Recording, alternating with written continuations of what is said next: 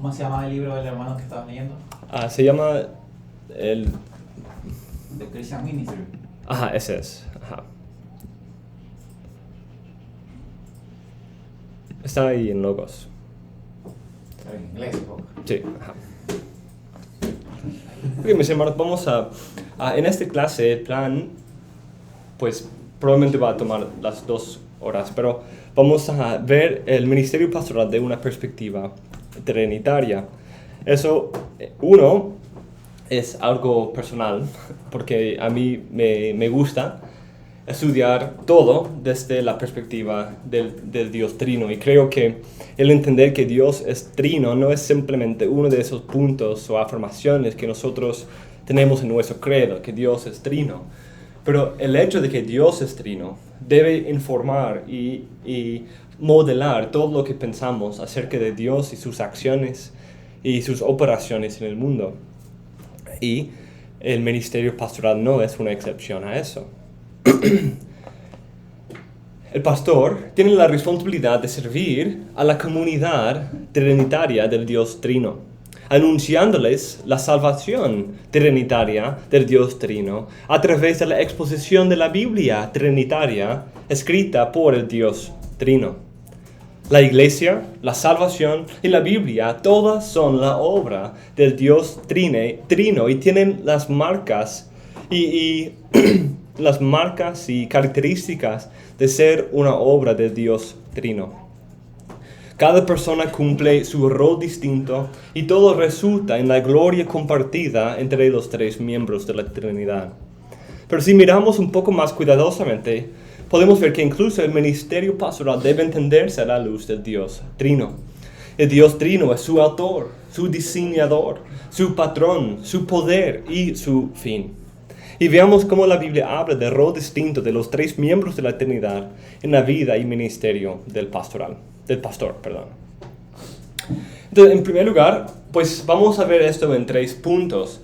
En primer lugar, algunos aspectos fundamentales para darnos una perspectiva aún más amplia del ministerio pastoral en el contexto trinitario. De ahí, ver algunos aspectos específicos del ministerio pastoral que nos recuerdan que todo lo que hacemos como pastores o ministros debe ser a la luz de Dios, el Dios Trino. Y finalmente vamos a ver las implicaciones de esa realidad para cómo nos manejamos y nos conducimos en el ministerio. Entonces, en primer lugar, vemos esos aspectos generales, fundamentales, que ponen el ministerio trinitario sobre una base muy firme, que sea una base trinitaria. Y es porque el ministro es llamado a predicar una salvación trinitaria desde una palabra trinitaria a la comunidad trinitaria. Entonces, la palabra, la salvación y la comunidad misma deben entenderse a la luz del Dios Trino. En primer lugar, varios pasajes como Juan 3, 33 a 36, 2 Timoteo 3, 14 a 17, y 2 Pedro 1, 16 a 21, hablan de la revelación en general y la producción de la Biblia específicamente y atribuyen un rol distinto a cada miembro de la Trinidad. El Padre es su autor y autoridad suprema. El Hijo es su contenido y su mediador. Y el Espíritu es el inspirador e iluminador.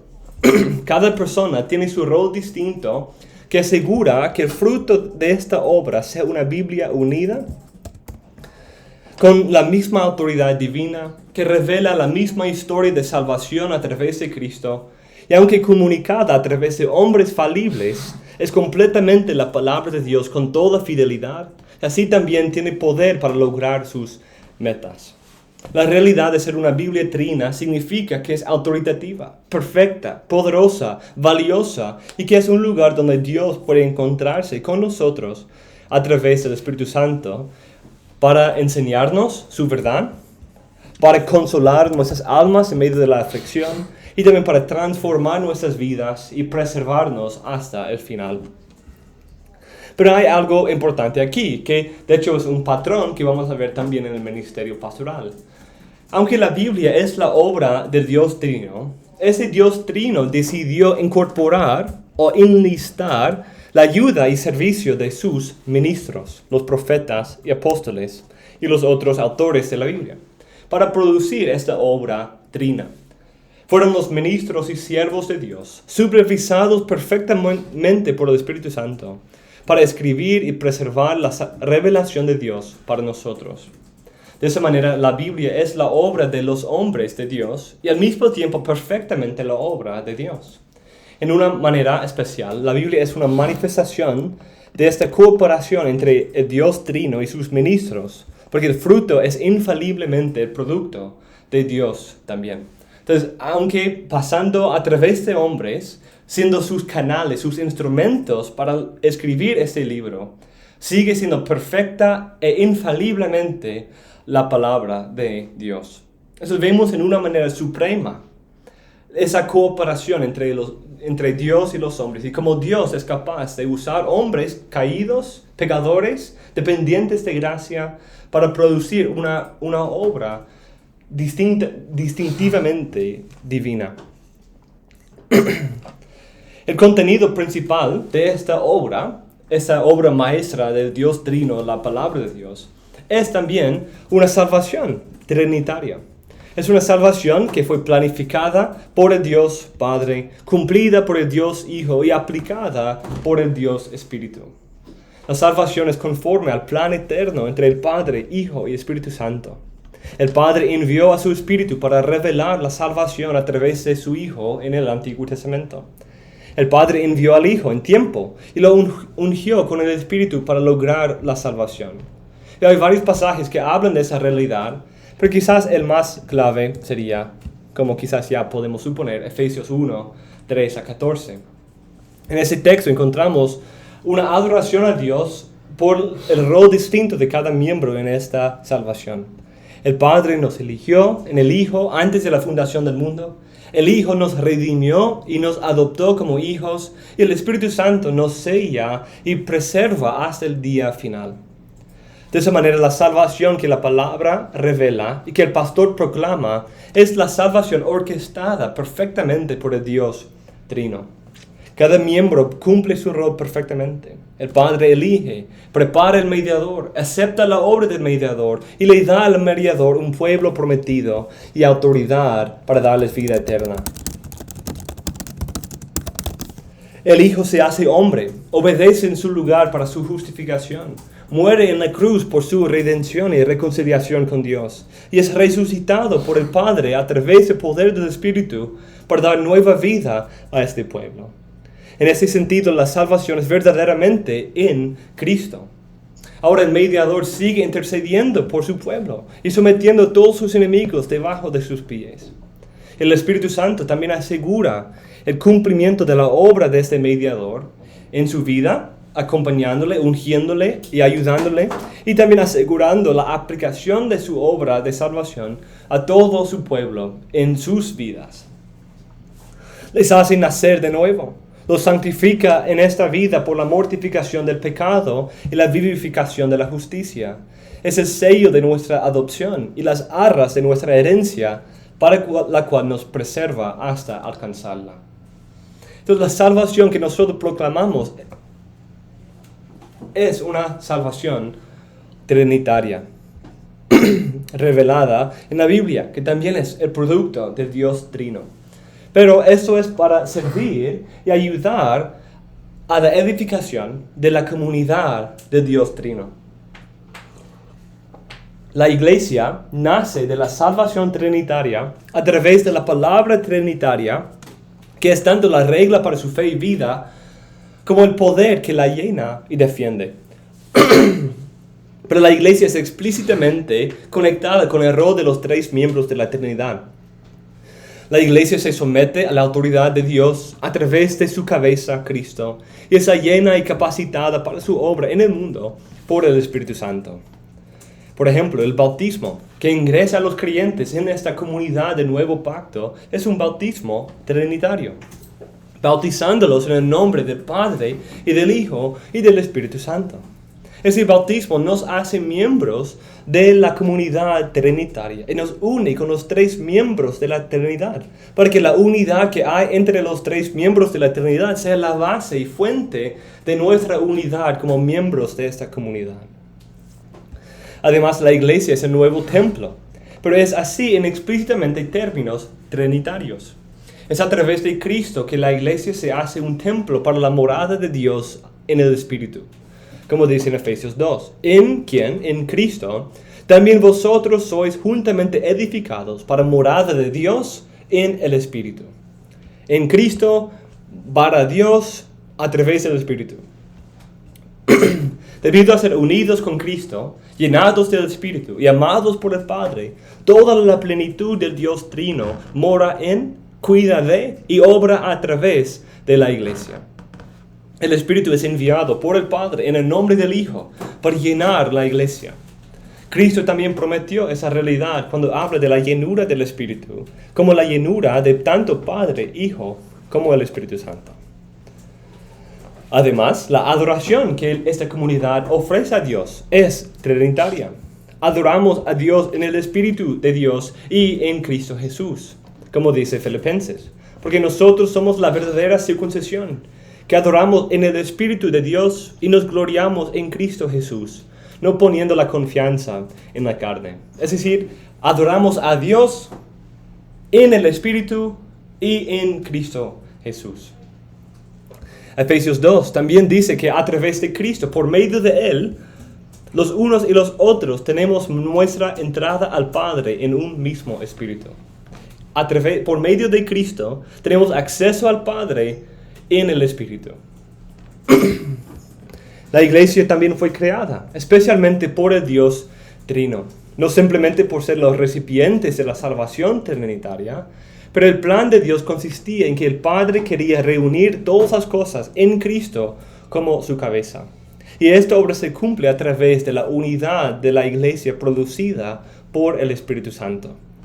Parte de esta unidad de la iglesia es la confesión de que nosotros somos partícipes de un solo cuerpo, un solo Espíritu, un solo Señor y un solo Padre y Dios de todos.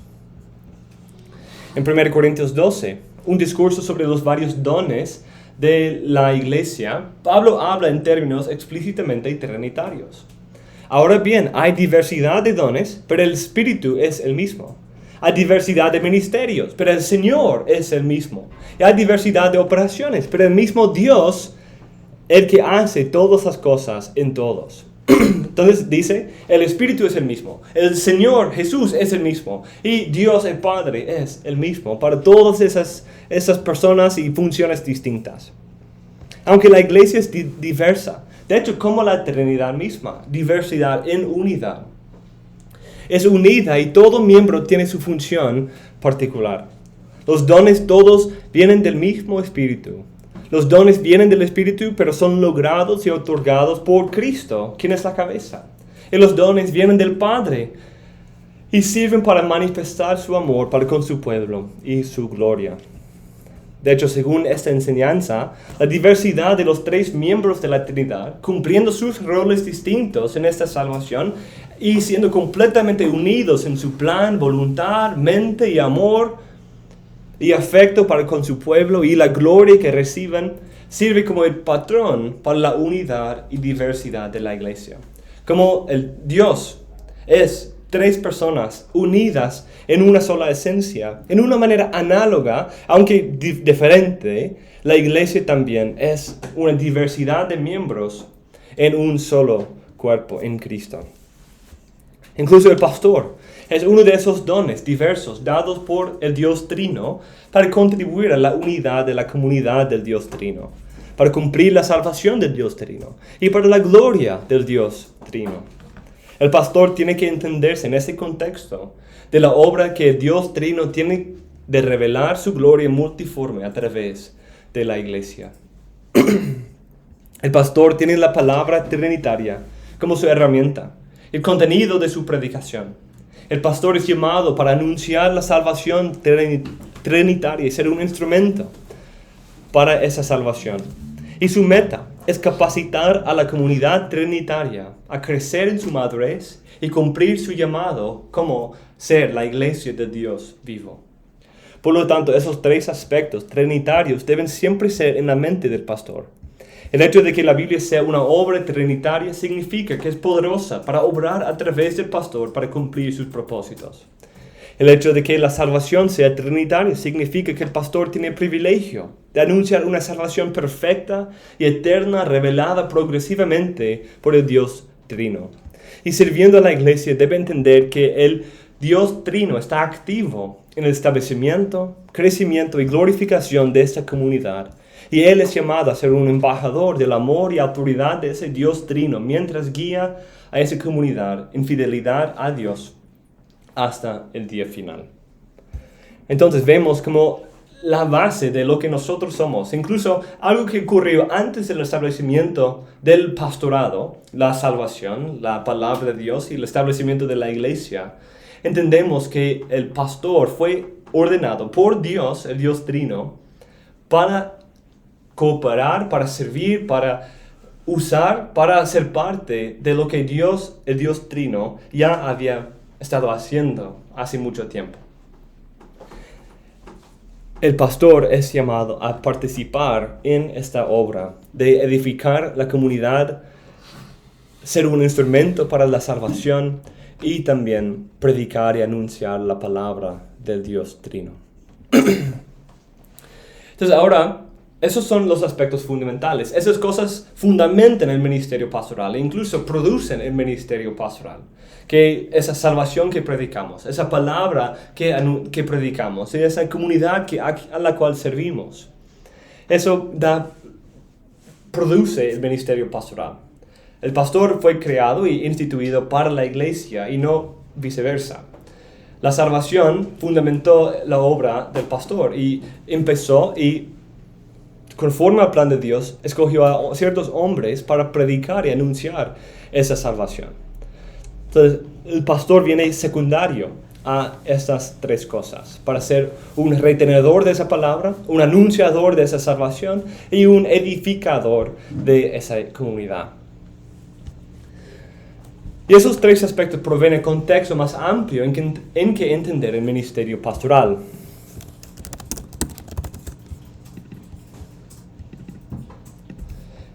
Pero también la Biblia habla en términos más específicos del pastor y su cooperación con el Dios Trino, en su contabilidad al Dios Trino y su dependencia del poder del Dios Trino. Entonces, esas son las tres partes que vamos a ver, específicamente del ministerio pastoral. Él es un cooperador con el Dios Trino, él es contable o va a rendir cuentas y debe ejercer su ministerio en la presencia del Dios Trino. Y también él depende del poder del Dios Trino para que su ministerio sea fructífero. Entonces, él coopera con Dios, él es contable delante de Dios y depende de Dios. Específicamente, el Dios Trino. Entonces, él es un cooperador con el Dios Trino en la salvación trinitaria. La salvación trinitaria se usa frecuentemente en la Biblia para ser el contexto en el cual el pastor lleva a cabo su ministerio. Como una producción de la Biblia donde Dios usó a ciertos hombres preparados, dotados y llamados por Él para entregarnos la palabra, hoy en día sigue haciendo algo parecido con los ministros del Evangelio.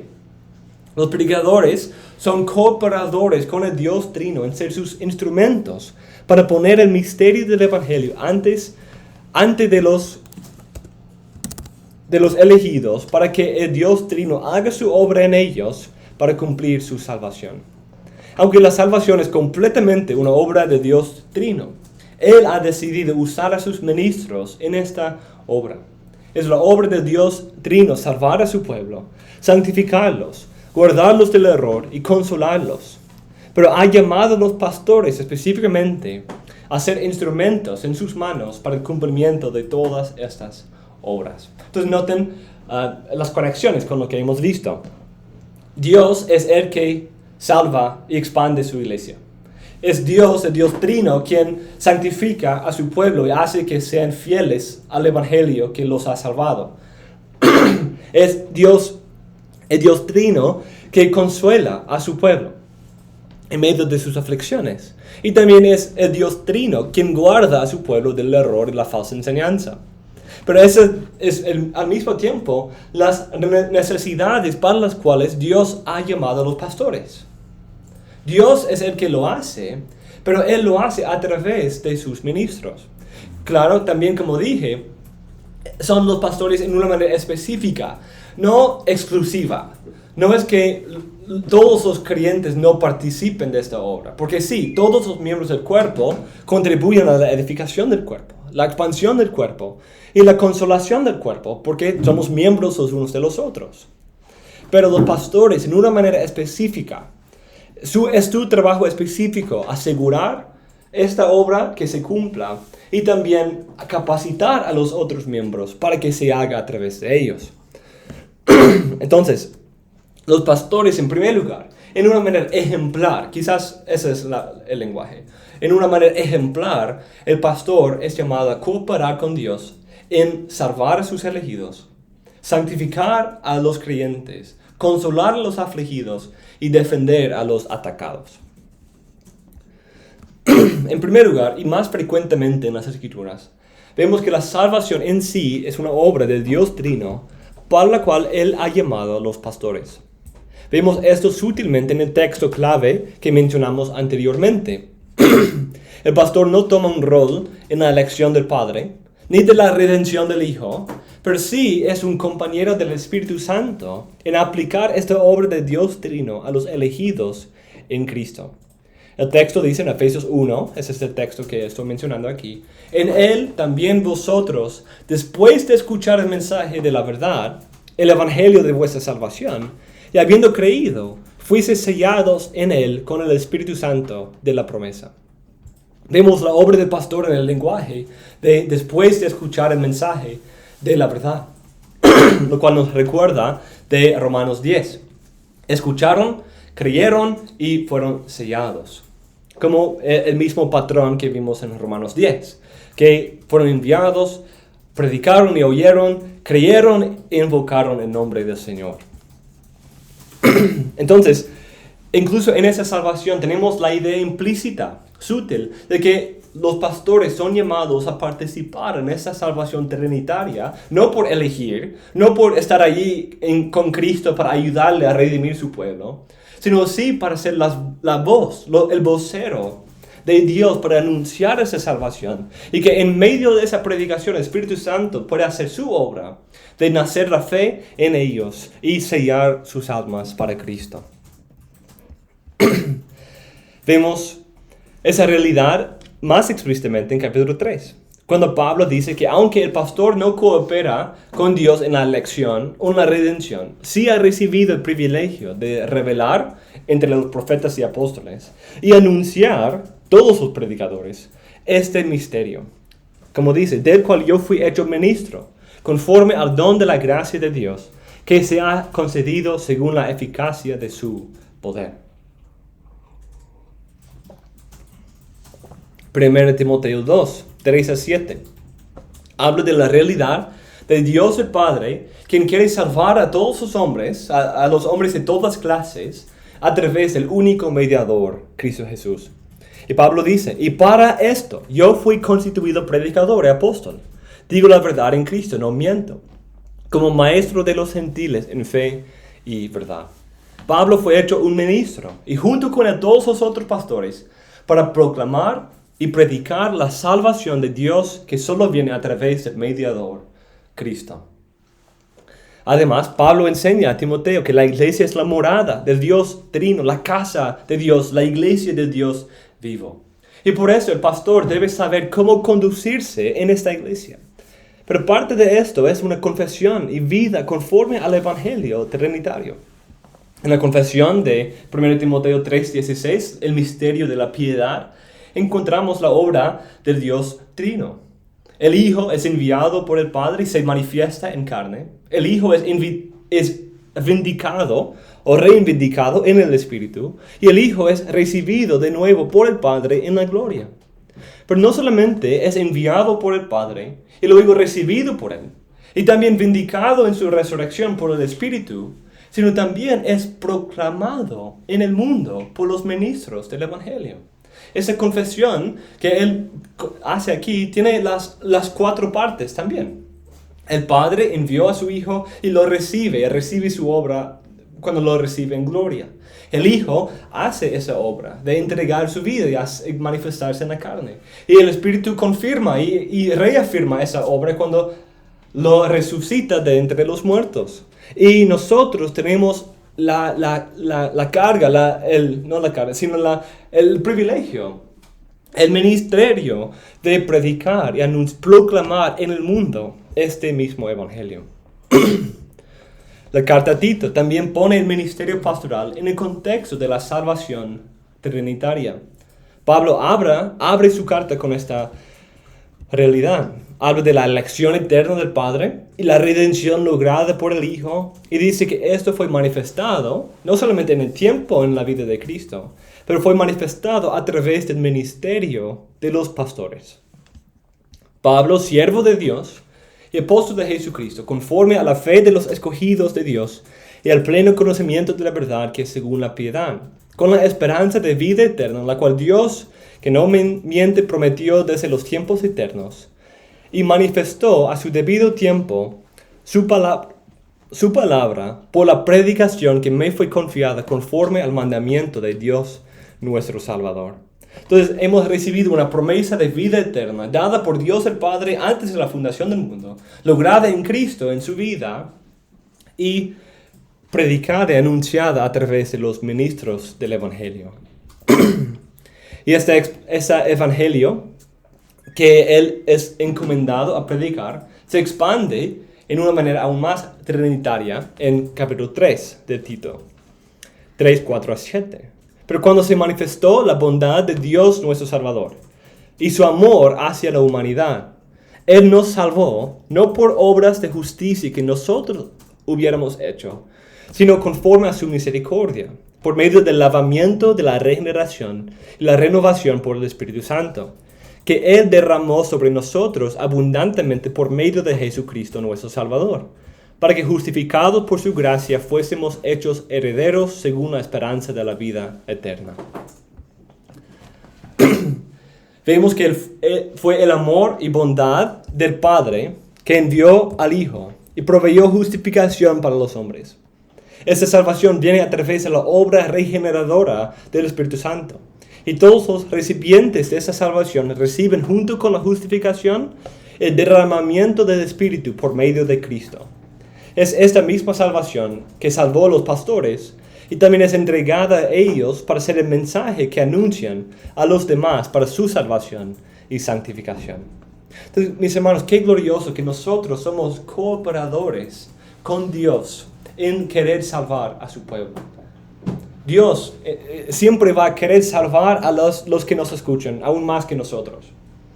Pero Él ha llamado a los pastores a ser sus mensajeros, ser sus instrumentos, ser canales para que Él haga esa obra. Porque su pueblo, Él lo ha diseñado de esa manera. No es necesario que sea así, pero Dios nos ha dado tal privilegio de poder ser el canal a través del cual Dios hace escuchar, hace oír su mensaje de la salvación. Para que en medio de escuchar ese evangelio, el Espíritu Santo pueda hacer esa obra regeneradora en su pueblo y salvarlos eternamente. Segundo Timoteo también habla de esa realidad.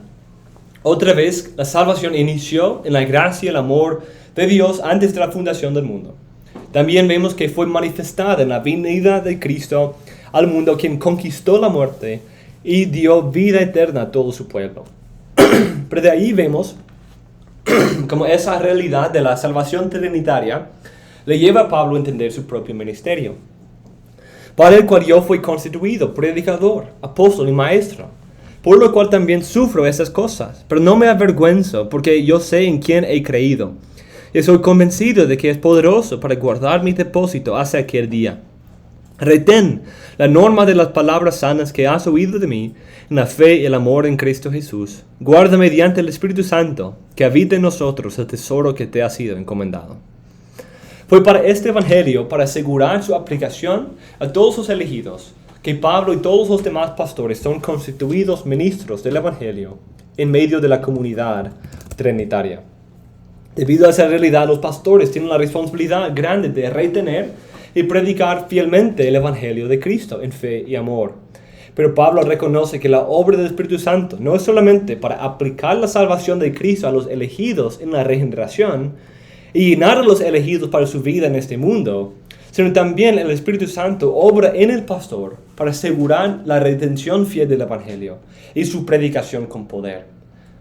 La obra del Espíritu Santo en la salvación de aplicar la redención de Cristo a los elegidos es segura, no simplemente por el poder en ellos, sino también por el poder que manifiesta en los ministros y predicadores del Evangelio.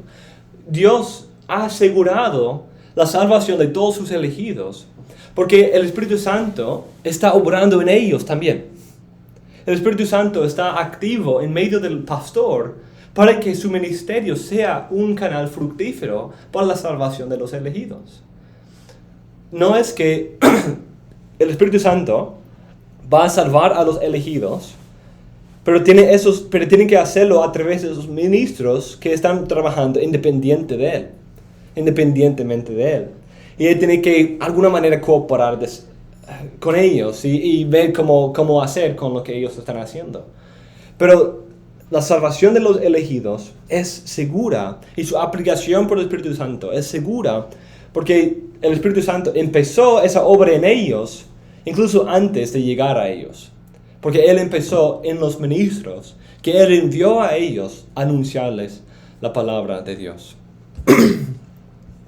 Como usó a los profetas en la producción de la Biblia, ahora usa a los pastores en la salvación de los elegidos. No es una analogía completa, porque el ministerio pastoral no es tan infalible como la Biblia. Pero sí es una analogía, que Él decidió usar esos ministros. Dios pudo haber escrito un libro celestial y hacerlo descender desde los cielos. Sí, Dios podía hacer eso. Pero Él quiso revelarla a través de sus ministros. Y esa es la manera en que lo hace con los pastores también. Él obra y coopera con los pastores para que ellos sean los voceros para anunciar esa palabra a su pueblo y que al escuchar, el Espíritu Santo pueda hacer su obra en ellos. Esa conexión entre la salvación trinitaria y el ministerio pastoral se nota en otros textos también. Por ejemplo, 2 Corintios 5, 17-21, habla de la gloria de la reconciliación del mundo con Dios a través de la obra del Hijo. Y parte de esa obra era constituir a los ministros del Evangelio como embajadores de este ministerio de reconciliación.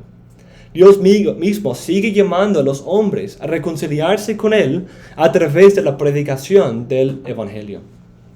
Cuando entendemos que nosotros representamos y servimos a Dios en anunciar las buenas nuevas del Evangelio, reconocemos nuestra responsabilidad de ser fieles al Evangelio en nuestra predicación, en nuestra vida, pero también es en el corazón con el cual comunicamos esta verdad. Cuando nosotros anunciamos esta salvación, debe reflejar la obra que esa salvación puede hacer en la vida de alguien, porque mi vida ha sido cambiada. Pero también debe reflejar el mismo corazón con el cual Dios quiere salvar a los hombres, un corazón de amor y compasión para con los pecadores. Porque es esa misma compasión que Dios tiene para con los pecadores que le llevó, que fue la parte de por qué Él decidió reconciliar a los pecadores consigo. Dios el Padre ha planificado esa salvación antes del mundo. El Hijo dio su vida por esa salvación.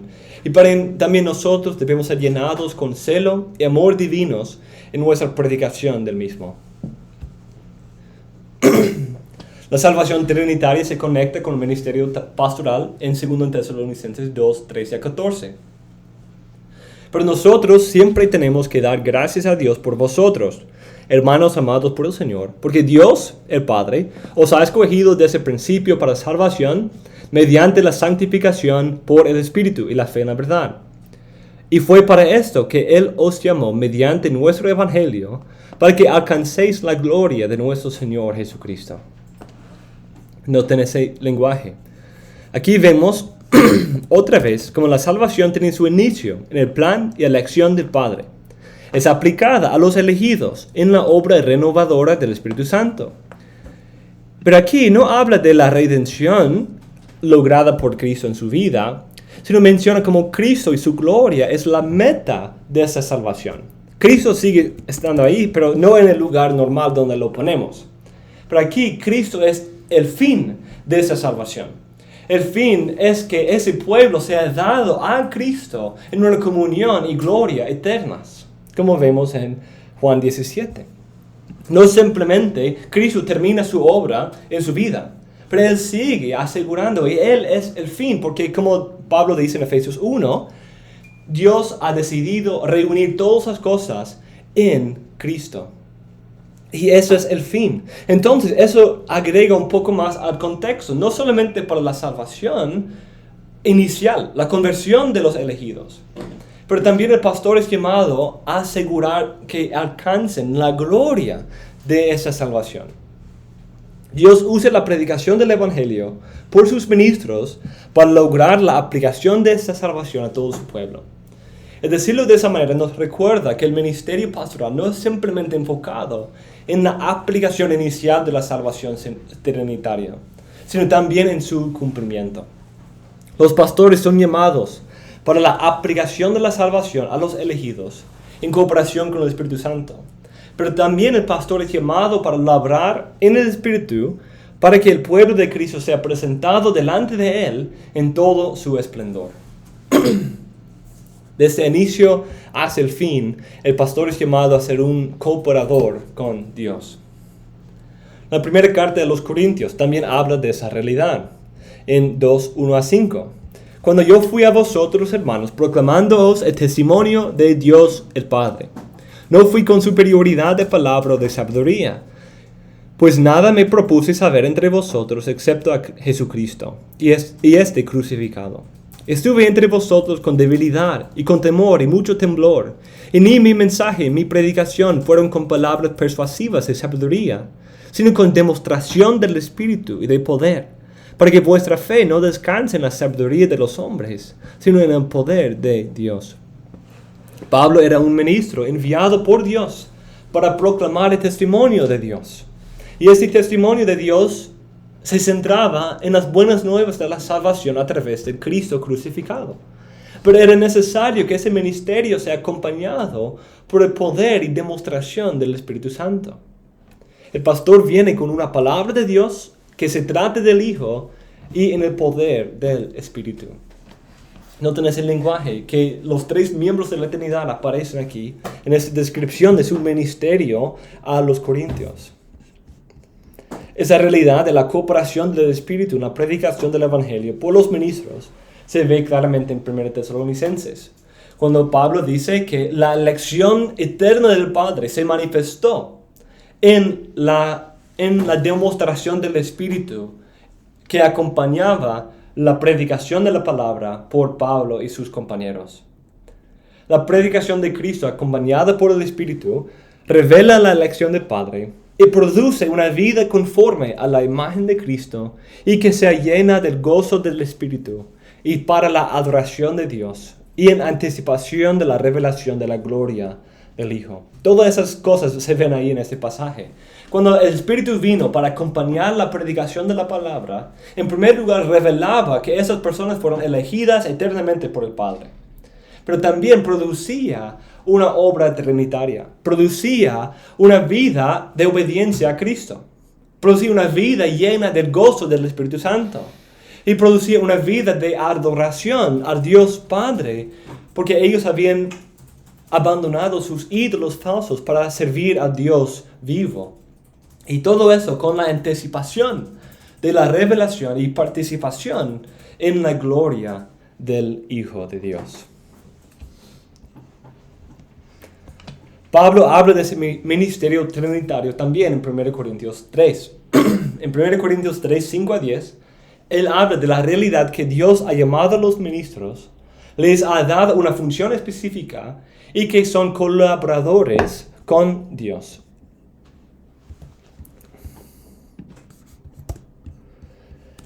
¿Qué es, pues, Apolos? ¿Y qué es Pablo? Servidores, mediante los cuales vosotros habéis creído, según el Señor dio oportunidad a cada uno. Yo planté, Apolos regó, pero Dios ha dado el crecimiento.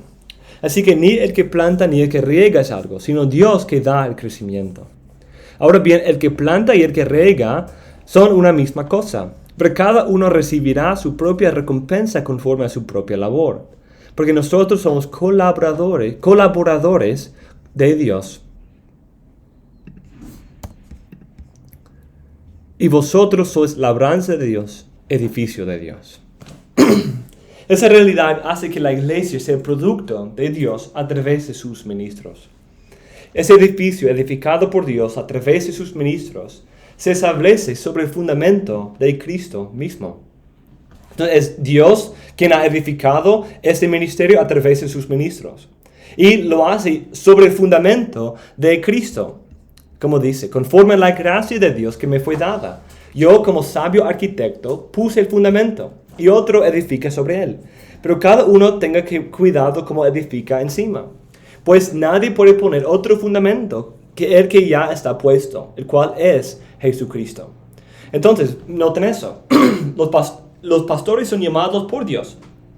Reciben una función específica de Dios. Y cooperan con Dios en edificar la iglesia.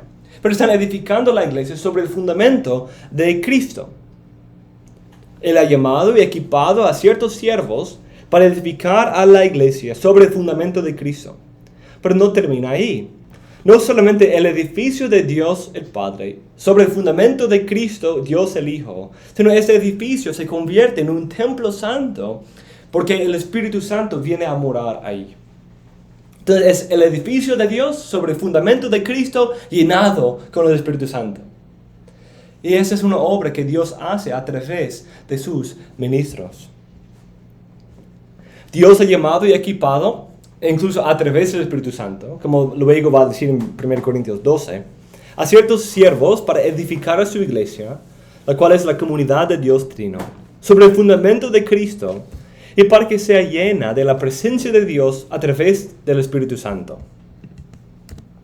Esa realidad recuerda al pastor que la fuente de su poder, la gracia de Dios, la realidad de que es solo parte de esta obra y que Dios ha equipado a otros con otros dones para su perfección. Además nos señala el cuidado con el cual debemos tratar este ministerio. Este templo que estamos construyendo es el templo de Dios y debe ser edificado con materiales dignos de una morada de Dios vivo, con oro y plata y no con paja. Y este Dios vivo se vengará de todos los que causen daño a su templo, como dice en versículo 17. Los que destruyen su templo, Dios los destruirá.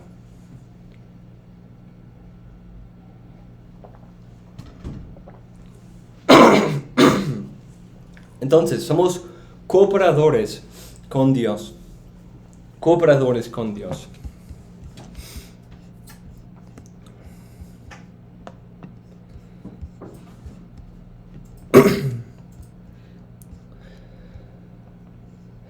Entonces, en segundo lugar, no solamente en la salvación inicial, sino también en la aplicación y la santificación del cuerpo de Dios, el cuerpo de Cristo. Como hemos visto, el pastor no es un ministro del Evangelio y cooperador con Dios en esa salvación trinitaria simplemente para la conversión, sino también para la santificación. No solamente la conversión, que es el fruto de la salvación trinitaria, sino toda la vida cristiana es una obra trinitaria. Toda la vida del cristiano es una obra trinitaria. Entonces, desde su inicio hasta su fin, es algo que debe hacerse en cooperación con el Dios Trino. Y los pastores son llamados para ayudar en esa necesidad, no solamente de expandir y convertir a los elegidos, sino también de guiar en fidelidad al Evangelio. Esa es la santificación. Y aquí lo vemos. En los Romanos 8 vemos la realidad trinitaria de la santificación. Sin embargo, vosotros no estáis en la carne, sino en el Espíritu. Si en verdad el Espíritu de Dios habita en vosotros. Pero si alguno no tiene el Espíritu de Cristo, el tal no es de él. Y si Cristo está en vosotros, aunque el cuerpo esté muerto a causa del pecado, sin embargo el Espíritu está vivo a causa de la justicia. Pero si el espíritu de aquel que resucitó a Jesús de entre los muertos habita en vosotros, el mismo que resucitó a Cristo Jesús de entre los muertos, también dará vida a vuestros cuerpos mortales por medio de su espíritu que habita en vosotros. Así que, hermanos, somos deudores no a la carne para vivir conforme a la carne. Porque si vivís conforme a la carne, habréis de morir. Pero si por el espíritu hacéis morir las obras de la carne, viviréis. Porque todos los que son guiados por el Espíritu de Dios, los tales son hijos de Dios. Pues no habéis recibido un espíritu de esclavitud para volver otra vez al temor, sino que habéis recibido un espíritu de adopción como hijos, por el cual clamamos, Abba, Padre. El Espíritu mismo da testimonio a nuestro espíritu que somos hijos de Dios. Y si hijos, también herederos, herederos de Dios y coherederos con Cristo. Si en verdad padecemos con Él, a fin de que también seamos glorificados con Él. Aquí vemos como el poder para la vida cristiana es a través de la presencia de Dios Trino en el creyente en la persona del Espíritu Santo. Vemos varias veces varias frases que unen los tres miembros de la Trinidad aquí. Vemos que el Espíritu es el Espíritu de Dios y en la próxima frase el Espíritu de Cristo. O en esta frase, el Espíritu de aquel que resucitó a Cristo Jesús entre los muertos. Ahí en ese un solo título del Espíritu encontramos los tres miembros de la Trinidad. Es el Espíritu del Padre quien resucitó al Hijo. Esta frase habla del poder para mortificar la carne y vivir para Dios en una realidad trinitaria. El poder del Espíritu del Padre, quien resucitó a Cristo, es el poder para que nuestra carne sea mortificada y nuestra justicia sea vivificada. Esa realidad de la resurrección de Cristo por el Padre a través del Espíritu, una realidad trinitaria, es lo que provee la base y las primicias de nuestra nueva vida conforme al Espíritu y no conforme a la carne. La resurrección de Cristo provee la base para la nueva vida del creyente. Y esas dos resurrecciones son una obra trinitaria.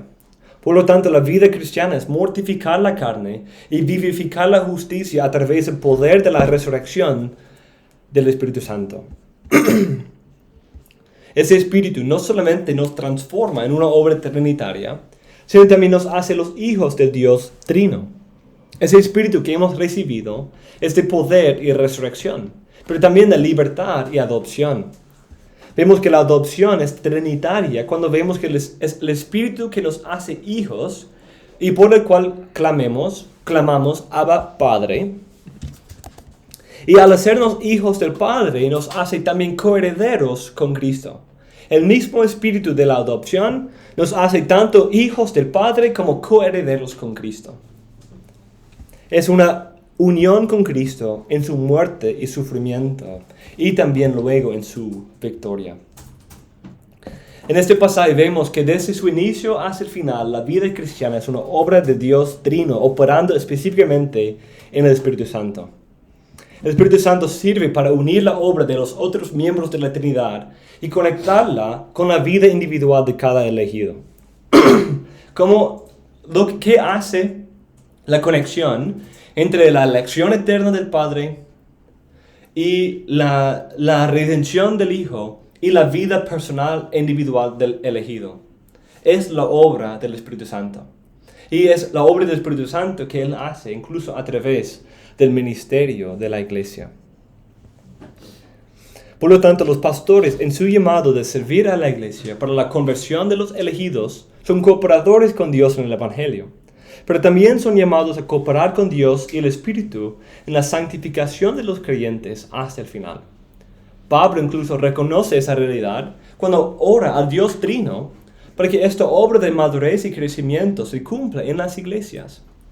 Por ejemplo, su oración en Efesios 1 tiene un contexto trinitario. No ceso de dar gracias por vosotros, haciendo mención de vosotros en mis oraciones, pidiendo que Dios de nuestro Señor Jesucristo, el Padre de gloria, os dé el espíritu de sabiduría y de revelación en un mejor conocimiento de Él. Mi oración es que los ojos de vuestro corazón sean iluminados, para que sepáis cuál es la esperanza de su llamamiento cuáles son las riquezas de la gloria de su herencia en los santos, y cuál es la extraordinaria grandeza de su poder para con nosotros los que creemos, conforme a la eficacia de la fuerza de su poder, el cual obró en Cristo cuando le resucitó de entre los muertos y le sentó a su diestra en los lugares celestiales, muy por encima de todo principado, autoridad, poder, dominio y de todo nombre que se nombra, no solo en este siglo, sino también en el venidero. En esa oración, Pablo pide al Padre del Hijo para que Él dé al Espíritu Santo a los creyentes. Y cuando ese Espíritu viene, pide que revele la gloria del llamado y esperanza de los creyentes que tienen en Cristo debido al plan eterno del Padre y el poder que Él obró en Él, especialmente en su resurrección y ascensión. Pablo entiende aquí que la vida cristiana es una obra de Dios Trino. Nuestro avance, nuestro progreso, nuestra santificación es una obra de Dios. Y por eso Él pide al Dios Trino que siga cumpliendo esa obra en su pueblo. El pastor debe entender que yo anhelo ver el pueblo de Dios santificado. Pero para que eso sea una realidad, Dios tiene que hacer esa obra en ellos. Entonces vemos aquí esa dependencia del pastor en oración para que esa obra sea una realidad. Coopera con ellos por enseñar, por instruirles, por guiarles, por ser un ejemplo, pero también coopera con Dios por pedir y anhelar y rogarle a Dios que cumple esa verdad, esa realidad. En capítulo 3 de Efesios, Pablo hace otra oración que es aún más explícita. Por esa causa, pues, doblo mis rodillas ante el Padre de nuestro Señor Jesucristo, de quien recibe en nombre toda familia en el cielo y en la tierra. Yo pido, que os conceda, conforme a las riquezas de su gloria, el ser fortalecidos con poder por su Espíritu en el hombre interior, de manera que Cristo more por la fe en vuestros corazones, y que arraigados y cimentados en amor, seáis capaces de comprender con todos los santos cuál es la anchura, la longitud, la altura y la profundidad, y de conocer el amor de Cristo que sobrepasa el conocimiento, para que seáis llenos hasta la medida de toda la plenitud de Dios. Aquí Pablo pide al Padre, quien es el Padre del Hijo, que obre poderosamente la santificación de los creyentes a través del poder del Espíritu Santo. Y cuando el Espíritu Santo obra de esta manera, produce la morada íntima de Cristo en su pueblo, una comprensión y experiencia del amor de Cristo, y que este Cristo, que el Espíritu Santo planta en el corazón del creyente, es al mismo tiempo la plenitud de Dios el Padre. Entonces, a través de la obra del Espíritu, Cristo mora en nosotros, quien es al mismo tiempo la plenitud del Padre. La vida cristiana es una obra trinitaria, requiere una obra divina, de poder divino, que el Padre hace en Cristo a través del Espíritu Santo. 1 Tesalonicenses 3, 11 a 13 también tiene este contexto, junto con 2 Tesalonicenses 1, 11 a 12. Como un buen pastor, Pablo entiende el contexto trinitario de la santificación y le enseña a la iglesia que el poder y eficacia y esperanza de su vida viene del Dios Trino. Pero también reconoce su propia dependencia del poder de Dios para que esta meta de su ministerio sea cumplido. Y por eso pide a Dios en oración para que se haga una realidad en cada uno de los creyentes, al cual es llamado a servir. Hay algo que quiero ver su opinión, qué piensan de esto. Porque hay un par de pasajes del Nuevo Testamento que hablan de la vida cristiana y la experiencia del creyente en términos de cosas que sobrepasan el entendimiento. Y nosotros, especialmente en la iglesia reformada, tendemos a enfatizar la verdad y nuestro entendimiento y el entender y el conocimiento. Y eso está bien, porque incluso vemos eso, que Pablo está pidiendo que Dios llene del espíritu de sabiduría, de conocimiento, para que entiendan. Y como habla en 1 Corintios 2, 9 y 10, que habla de esas cosas que nadie ha entendido, pero ahora Dios nos ha revelado por medio de su Espíritu Santo. Y ahora podemos entenderlo un poco mejor porque tenemos al Espíritu Santo. Pero ¿qué hay de esos pasajes que hablan de esa realidad que sobrepasa el conocimiento? ¿Cómo entender algo que sobrepasa el conocimiento? Como dice ahí en Efesios 3, 19.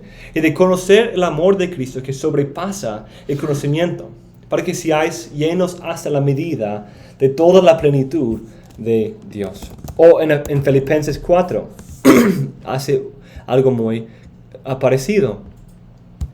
Y la paz de Dios que sobrepasa todo entendimiento, guardará vuestros corazones y vuestras mentes en Cristo Jesús. Entonces, ¿qué hace esa realidad? ¿O cómo debe complementar o ampliar nuestro lenguaje que normalmente usamos de que la verdad y el entendimiento es como la conexión más directa que nosotros tenemos con la santificación y con Dios? ¿Qué piensan? ¿Cuál es? Déjame poner la pregunta de otra manera. Si la vida cristiana simplemente consiste en entender la verdad, si decimos eso, ¿de qué está hablando aquí Pablo? ¿Qué piensan? Ayúdame a formar la pregunta. Pienso que la pregunta es como, si la vida cristiana depende del conocimiento de la verdad, ¿qué hacemos con los pasajes donde se dice que esa verdad trasciende nuestro conocimiento? Uh-huh. Sí, por ahí. Entonces, claro, el punto no es quitar el conocimiento de la vida cristiana y que debemos crecer en la gracia y el conocimiento de Cristo. Y que incluso Pablo pide que el pueblo sea fortalecido en su entendimiento y su conocimiento. Pero parece que hay algo ahí que no es simplemente conocer, no es simplemente poder tener y contener en nuestras mentes esas verdades. Pero hay algo más profundo y genuino y trascendente en eso que no simplemente se puede formular en una manera de proposición. ¿Qué piensan de esos pasajes? ¿Cuál sería un buen complemento a nuestro énfasis en el conocimiento a la luz de esos pasajes? Ok, entonces así. No quiero quitar el conocimiento de una parte central e importante de la vida cristiana, pero creo que a la luz de esos pasajes necesitamos algo más, que no es simplemente conocer. ¿Y cuál es esa realidad? ¿Qué piensas, Oscar? Bueno, la Biblia se refiere al conocimiento de Dios, sabemos que no es simplemente un conocimiento teórico, ¿verdad? Es un conocimiento simplemente en nuestra mente de que Dios es real, de que Dios es amor, de que Dios es poderoso, sino que va mucho más allá de un conocimiento simplemente mental, sino un conocimiento íntimo y profundo de quién es Dios, que se ve reflejado en una vida transformada y en una vida cambiada. No sé si de pronto por ahí puede ser. Sí, eso es por ahí exactamente que me estoy dirigiendo. Creo que tengo dos cosas que pudiera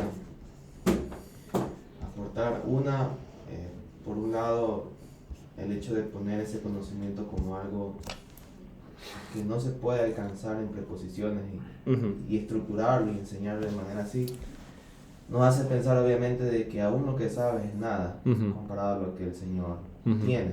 Entonces nos anima a seguir creciendo. Y eso también se puede manifestar, por ejemplo, en las consejerías.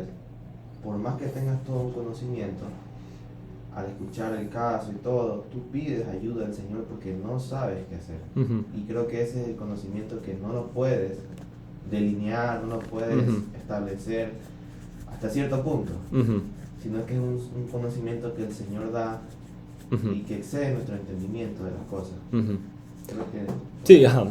Y es como si yo voy a dictar una clase sobre el amor de Dios. Un buen objetivo de esa clase sería que al final todos entendamos en nuestras mentes el hecho de que Dios ama a los pecadores y las cosas, la manera en que Él ha manifestado ese amor y la realidad eterna de ese amor y los atributos de ese amor. Pero ¿eso es suficiente para decir que entendemos el amor de Dios? no. No. ¿Qué necesitan esas personas que están escuchando esa clase para que esa clase tenga el fruto que realmente quiero? Ahora el Espíritu. Sí, requiere algo, una transformación, requiere que vivan ese amor, que experimenten ese amor, que se encuentren con Dios en ese amor, para que no sea meramente teórico, como dijo Oscar, sino sea algo íntimo, de comunión con Dios. Una vida, no es decir que nosotros tenemos una experiencia mística con Dios que no se puede poner en palabras, pero es la verdad que nosotros confesamos acerca del amor de Dios, del cuidado de Dios, de la ternura de Dios, de la compasión de Dios, de la comunión con Dios. Es algo que no simplemente se puede delinear o puede decir o escribir, sino es algo que tiene que experimentarse, tiene que vivirse para entenderlo correctamente. Porque no simplemente tenerlo en nuestras mentes, sino es algo que va más allá que eso. Y eso debe recordarnos nuestra debilidad, que nosotros podemos dar la información, podemos explicar, incluso podemos comunicar eso con un corazón cambiado y que nuestras enseñanzas no simplemente sean eso de Dios nos ama. Dios nos amó porque Él nos crió. Dios nos ama porque Él envió a su Hijo. Él nos ama porque Él nos ofrece salvación. Que Él nos ama incluso a pesar de nuestros pecados y cosas así. Podemos decir todas esas cosas, pero puede ayudar si nosotros mismos hemos experimentado ese amor. Y de ahí la pasión por ese amor y el consuelo que trae ese amor sea evidente en nuestra enseñanza. Que yo soy uno de esos pecadores, que Dios ha decidido amar aunque merezco su ira. Que cuando no éramos dignos, Cristo murió por los pecadores. Y que a través de eso, incluso eso no es suficiente. No simplemente predicar las verdades, no simplemente ser afectados por esas verdades nosotros mismos, sino necesitamos que nosotros nos convirtamos en un canal para el Espíritu Santo, hacer que su pueblo pueda experimentar y vivir esa vida. Claro, nosotros tenemos en nuestros días un gran énfasis en experiencia a descuido de la verdad, de conocer. Pero creo que en la vida reformada a veces podemos ir al otro extremo, de no hablar de experiencia. Pero si uno no ha experimentado la salvación y solo conoce la salvación mentalmente, no es un cristiano. Porque si la vida cristiana es una verdadera experiencia de salvación, del amor de Dios que Él derrama en nuestros corazones por medio del Espíritu Santo, es una experiencia de consuelo, de esperanza, es algo que nos impacta y nos transforma, es una experiencia con el Dios Trino, porque Él viene a morar con nosotros. Y cuando nos encontramos con ese Dios, Él nos transforma y nos prepara para la gloria. Creo que tiene que ver con, bueno, estaba pensando un poquito en lo que vendría a ser un resumen.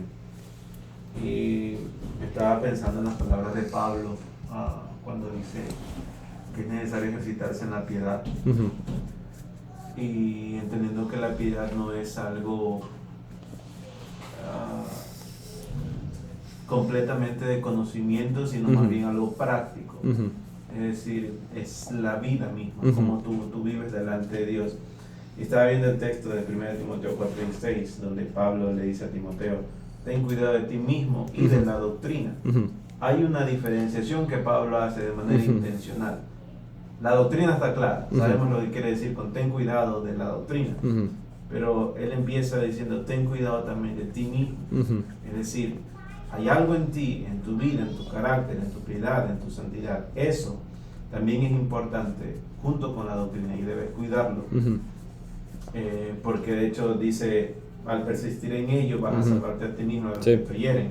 Ese es el patrón. Y el contexto anterior muestra cómo se le encomienda a Timoteo enseñar la verdad, Ujú. preservarla, no ir tras fábulas de viejas Ujú. y todas estas cosas, ¿no?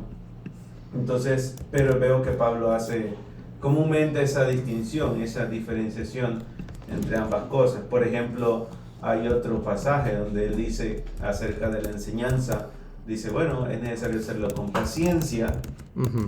y doctrina. Nunca están separadas, es como un matrimonio. Ujú. Tanto la verdad, el conocimiento como la vida Ujú. misma están casadas, pero la pregunta es cómo vives eso. Ujú. Y la única manera de vivirlo es por medio de la obra del Espíritu Santo. Ujú. Sin embargo, creo que es necesario hacer la salvedad, que aun cuando por medio del Espíritu podemos discernir las cosas espirituales, aún ahí seguimos quedándonos cortos. Ujú. Y creo que sigue teniendo valor textos como la paz de Dios que sobrepasa todo entendimiento. Ujú. Aunque yo soy un creyente de muchos años Ujú. y que he experimentado la obra del Espíritu Santo y lo he vivido en muchas providencias, esa paz sigue trascendiendo mi entendimiento, Ujú. a pesar de que yo ya la he discernido y la he experimentado. Ujú. Es como decían antes, que definitivamente lo finito jamás va a poder contener ni retener lo infinito, y mi mente, ni siquiera mi vida misma lo va a poder entender de esa manera. Ujú. Sí, y eso creo que es parte de Efesios 3 también, porque Pablo está pidiendo que ellos experimenten, sean llenos de este amor, pero para que crezcan en eso. Porque sí han experimentado a cierto punto, por la obra del Espíritu Santo, ese amor de Cristo. Pero Pablo quiere que eso crezca, que ese conocimiento y también que esa experiencia del amor de Cristo sea aún más verdadera, más genuina en sus vidas. Y tenga aún más fruto. Porque estamos hablando aquí de la plenitud de Dios. Ese amor, el experimentar a Cristo y tener a Cristo morando en nosotros, es tener la plenitud de Dios morando en nosotros. Entonces, claro, es algo que es un proceso.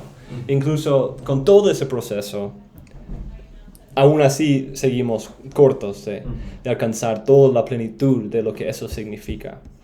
Lo cual, en vez de abrumarnos o decir, pues es mi responsabilidad, sino es, wow, qué glorioso, yo puedo ir disfrutando de comunión con Dios y nunca disfrutar de todo el placer, toda la gloria, todo el gozo, toda la alegría, todo el amor que hay en Dios.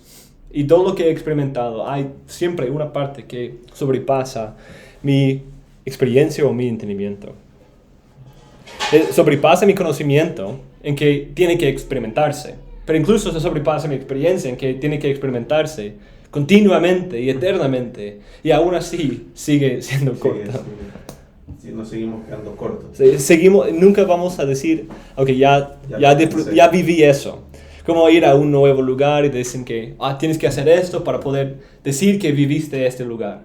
No es un viaje al Coca sin comer boa. No hemos ido a Coca todavía, porque no comimos boa. Pero en Dios no hay como simplemente, entender esto o experimentar eso y de ahí ya experimentaste a Dios. Viviste Dios. Y si no es algo que continuamente hay algo nuevo, hay algo para ir asombrándonos eternamente. Y los pastores somos instrumentos para que eso sea una realidad para el pueblo de Dios. Sí, nosotros tenemos una gran responsabilidad en enseñar, en el conocimiento, pero también es ser un ejemplo de esa experiencia y vida con Dios y ser canales para que a través de nosotros el Espíritu Santo obre en ellos, para que eso sea una realidad en ellos. Como dije, el ministerio pastoral no se trata meramente de dar algunas directrices poder instruirles en cómo repetir la confesión de fe, o tener todas esas verdades en sus mentes, o tener algunas directrices morales para sus vidas. Es mucho más que eso. Nosotros somos llamados a ser instrumentos para que el Dios Trino se encuentre y tenga comunión con su pueblo. Y Él lo hace no por nosotros, sino a través de la verdad y a través de la obra del Espíritu Santo en nosotros. No depende de nosotros, es algo que Él hace en todo su pueblo. Pero Él ha decidido usar a los pastores como un medio para que eso sea una realidad. Y eso no es posible si nosotros no hemos experimentado eso. Si nosotros no estamos disfrutando de eso todos los días. El fruto de que otros tengan comunión con Dios a través de nuestro ministerio va a producirse por el hecho de experimentar esa comunión con Dios en nuestra propia vida.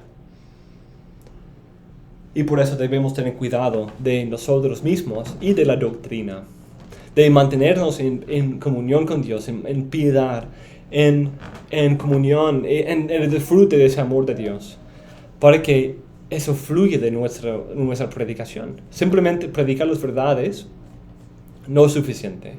Incluso no solamente predicar eso con un toque de experiencia, para que alguien pueda decir, esa persona ha experimentado eso.